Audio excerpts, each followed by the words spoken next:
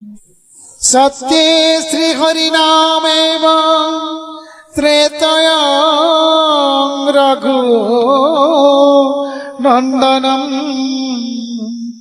द्वापरे श्रीकृष्णस्यैव कलौ ख्यातसुकेशवम्। नमो भगवते यदुनन्दनाय सुकान्तिसूताय केशवचन्द्राय।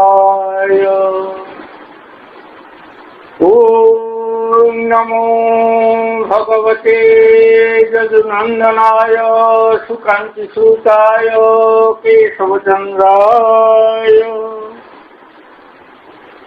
ॐ नमो भगवते यदुनन्दनाय सुकान्तिसूताय केशवचन्द्राय।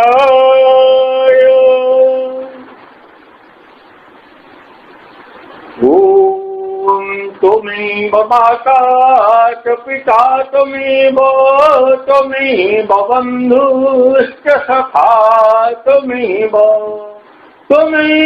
विद्या द्रविणं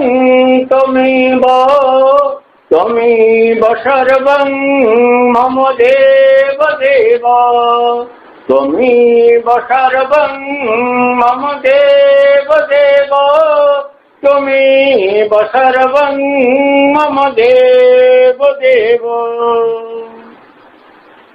ॐ विशाल विश्वस्य निधान बीजं वरं वरेण्यं विधिविष्णु सर्वैः वसुन्धरावारिधिमानवह्नि वायुस्वरूपं प्रणवं विवन्दे वायुस्वरूपं प्रणवं विवन्दे वायुस्वरूपं प्रणवं विवन्दे।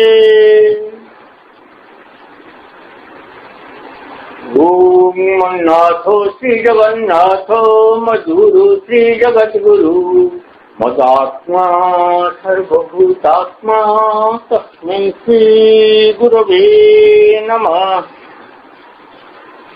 ॐ यं ब्रह्मा वरुणेन्द्र रुद्रमरुतस्पन्दन्ति दिव्यैस्तवैर्वेदैः साङ्गपदः प्रमोपनिषदैर्गायन्ति यं सामगाः ध्यानावस्थित तद्गतेन मनसा पश्यन्ति यं योगिनः यस्यान्तं न विदुः सुरासुरगणाः।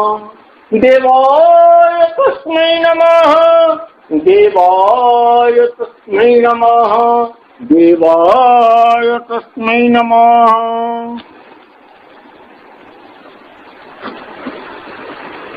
परम प्रेममय जीवन देवता श्री श्री ठाकुरंकर पवित्र पद्मपाद पीठरे अधम किंचन केशवदास वृंदावनर सभक्ति प्रणाम।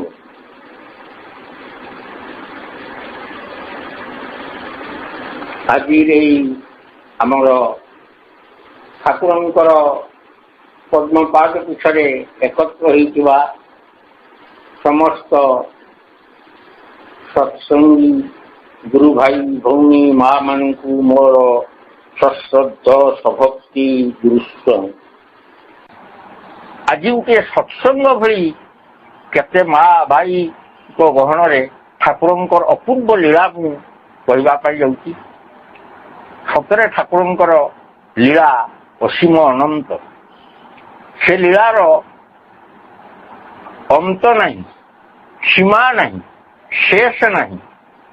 आउ मो जीवन काल मध्य मुझे शेष कर बही चलिए चली लीला केते नहीं केते लीला चली केते अलौकिक लीला केते हास्य रसात्मक लीला से केते अद्भुत लीला से जो लीला अविश्वसनीय। साधारण लोक तार स्थूल बुद्धि रे जागतिक ज्ञान रे सांसारिक विचार विवेक रे तर्कर आश्रय नहीं ଅସମ୍ଭବ କହିଦେବ, ଅବିଶ୍ୱାସ କରିଦେବ, ଏଇଟା ଅତି ସାଧାରଣ କଥା, ଅତି ସ୍ୱାଭାବିକ କଥା।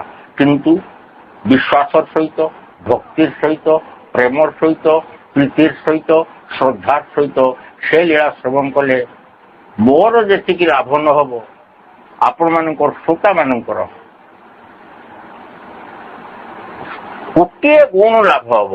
ଆପଣ ନିଜେ ଅନୁଭବ କରିବେ ଲୀଳା ଶେଷରେ ସତରେ ଆମେ ଆସିକି ଏଇଠି ଯୋଉ ଘଣ୍ଟେ 2 ଘଣ୍ଟା ସମୟ ଦେଲୁ, ଅନ୍ତତଃ ଆମ ଜୀବନର ଜଞ୍ଜାଳରୁ, ଆମ ଜୀବନର ଦୁଃଖ ଏବଂ ଶୋକରୁ, ଆମ ଜୀବନର ଯାତନା ଏବଂ ଯନ୍ତ୍ରଣାରୁ ଆମେ ଘଣ୍ଟେ 2 ଘଣ୍ଟା ମୁକ୍ତି ପାଇବୁ। ନିଜକୁ ଭୁଲିଯିବେ, ନିଜ ଘରକୁ ଭୁଲିଯିବେ, ନିଜ ସଂସାରକୁ ଭୁଲିଯିବେ, ଏ ସାରା ଜଗତକୁ ଭୁଲିଯିବେ। ମନ ସ୍ଥିର ହେଇଯିବ, ଲୀନ ହେଇଯିବେ ଆପଣମାନେ ସେଇ ପ୍ରଭୁଙ୍କ ଲୀଳାରେ। କେବଳ ଅମୃତ, ଏଇ ଅମୃତ ଆପଣମାନେ ପାଳନ କରି ପରମ ଆନନ୍ଦ, ନିତ୍ୟ ଆନନ୍ଦ, ସତ୍ୟ ଆନନ୍ଦ, ପ୍ରେମ ଆନନ୍ଦ ହିଁ ଉପଲବ୍ଧି କରିବେ। ଆରମ୍ଭ କରିବା। ଠାକୁରଙ୍କର ବୟସ ଯେତେବେଳେ ହବ 32 ବର୍ଷ, ନା ହଁ 32 କି 42 ବର୍ଷ ହବ, ହଁ 32 ବର୍ଷ। 32 ବର୍ଷ ବୟସ ସମୟରେ ଦିନେ ଠାକୁରେ ବିରୂପା ନଦୀ ପାର ହେଇକି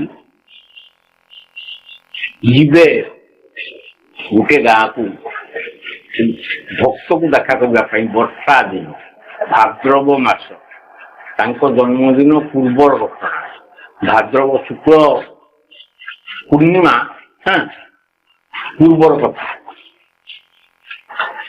ନଈ 2 କୂଳ ଖାଉଛି ବିରୂପା ନଈ। ସେ ଘାଟଟା ନାଁ ହଉଛି ତେନ୍ତୁଳି ଘାଟ। ସେଇଠି ବାବୁ ବୋଲି ଜଣେ ନାଉରିଆ, ତାକୁ ଯାଇକି କହିଲେ କୈଳାସ ଭାଇ ସାଙ୍ଗରେ ଅଛନ୍, ନୀର ଭାଇ ସାଙ୍ଗରେ ଅଛନ୍, ଛବି ଭାଇ ସାଙ୍ଗରେ ଅଛନ୍, ଧୀର ଭାଇ ସାଙ୍ଗରେ ଅଛନ୍, ଏରକମ ଆକୁଳି ଭାଇ ସାଙ୍ଗରେ ଅଛନ୍ ସବୁ। ନାଉରିଆ କହିଲା ବାବା ବାବା ଏ ନଈ ଭୟଙ୍କର, ମୁଁ ବର୍ତ୍ତମାନ ତମକୁ ତାର ପାରିକି ନେଇକି ଯିବି ନାହିଁ। ନା ହଁ ନେଇକି ଚାଲ, ଆଉ ରାତି ନଗଲେ ହବନି। ଆଉ ଠାକୁରେ ଯିବ ପରା ତାଙ୍କ ଭକ୍ତ। ନା କିଏ ଠାକୁର, କୋଉ ଭକ୍ତ, ଭାଇ ମିଛ କଥା। ଆରେ ନେଇ ଚାଲ, କିଛି ହବନି, ଠାକୁର ଅଛ। କୋଉ ଠାକୁର, ମୋର ବିଶ୍ୱାସ ହଉନି ବାବା, ପ୍ରାଣ ଯିବ, ତମର କଣ ହବ, ମୋର କଣ ହବ, ନାର କଣ ହବ ଅବସ୍ଥା, ମୁଁ କିଛି ଜାଣିପାରୁନି। ବହୁତ ବୁଝାବୁଝି କରିବାରୁ ଯାଉ ସେ ରାଜି ହେଲା। ସବୁ ଚଢିଗଲେ। ଦେଖିଲା ବେଳକୁ ଠାକୁରେ ଯିବେ, କୋଉଠି ବସିବେ। ନାଉରିଆ କହିଲେ ଭାଇ ଏଇଟା ଟିକେ ଭିଜେ ପିଛିଲେ ଟିକେ, ଆଉ ଠାକୁରେ ବସିବେ।